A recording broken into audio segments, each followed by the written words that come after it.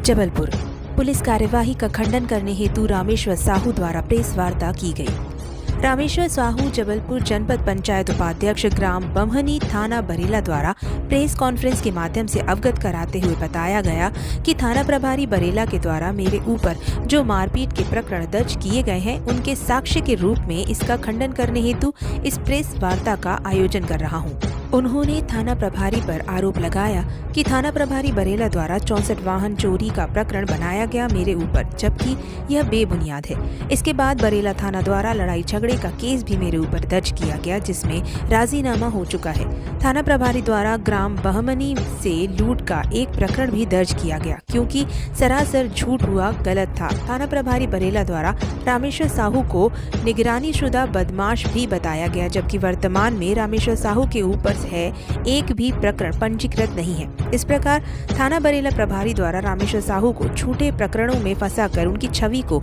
धूमिल किया जा रहा है।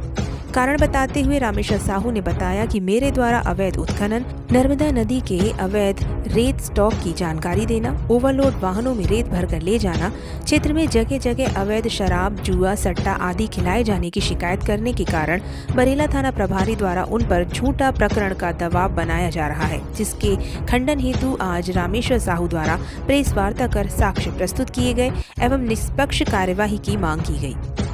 जबलपुर से अनूप चतुर्वेदी की रिपोर्ट। पत्रकार वार्ता इस विषय की है कि जो थाना प्रभारी द्वारा मुझ पर अभी कुछ दिनों पहले एक वीडियो सोशल मीडिया पे डाली थी, जिस पर मुझे चोर होने का साबित किया गया था कि 64 बाइक चोरी का जो मुझ पर आरोप लगाया था, उसका मैंने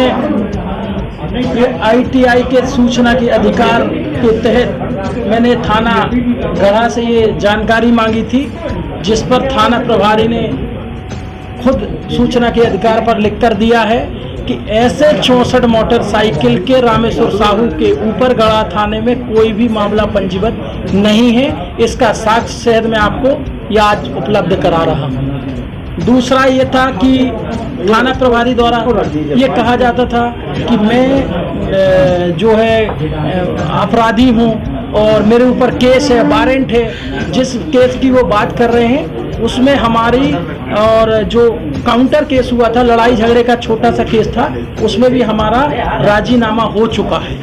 और जो उनने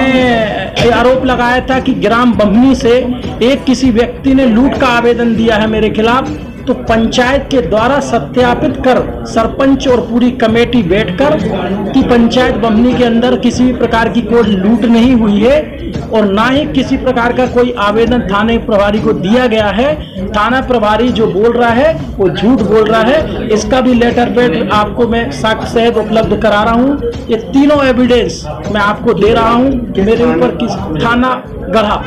का जो था वो भी है, जो बरेला के जो वो बता रहे थे लूट का आवेदन को, या वो सारी चीज मैंने उपलब्ध कराई है। यही मैं क्या कारण है कि मतलब आपको बरेला TI में जो वहाँ हो रहे थे लगातार जुआ, सट्टा, अवैध उत्खनन, मुरम्मत उत्खनन, अवैध परिवहन, ओवरलोड परिवहन, सभी को TI के संरक्षण में काम चल रहा था, TI की मिली भगत से काम चल रहा था, सिस्टम में काम चल रहा था, उसका मैं लगातार विरोध कर रहा था। तो कहीं ना कहीं थाना प्रभारी का ये था कि मैं आपकी राजनीति को जीरो कर दूंगा। मुझ पर लगातार पूर्व से भी दबाव बनाने का काम चल रहा था कि आप बंद कर दो, नहीं तो आपकी छवि को खराब कर दिया जाएगा। तभी इसी बीच फिर थाना प्रभारी ने अभी परसों के दिन ये वीडियो वायरल किया है, उसका मैं आज आप लोगों के समक्ष साक्ष्य के साथ सूचना के अधिकार में, अधिनियम सूचना के अधिकार में मैंने जो थाना